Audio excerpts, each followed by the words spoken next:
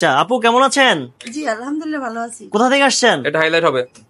আমি এখানেরই মার্কেটই আমার। মাশাআল্লাহ, আজকে কি জন্য আসছেন আপনি?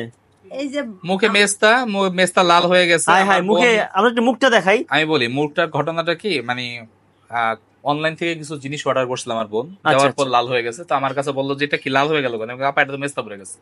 তো আপু বললো যে ঠিক আছে তাহলে আপনি উনি আমার বোন হয় আচ্ছা, সম্পর্কে, আচ্ছা। তো এগুলো আমরা ট্রিটমেন্ট করে দিই। আমি বলছি ঠিক আছে, আপনার আমাদের এখানে লেজার যে সার্ভিস গুলো এখানে মেলাজমার বা মেস্তা যেটাই বলেন এগুলো ঠিক হয়ে যায়।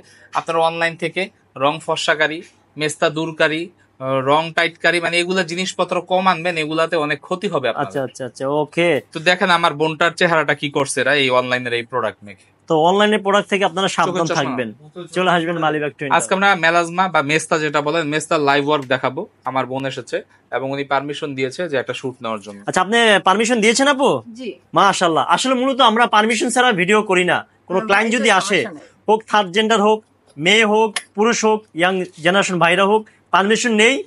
যদি পারমিশন দেয় তারপরে আমরা ভিডিও শুরু করব। এখানে সুন্দর প্রাইভেসি সুব্যবস্থা আছে।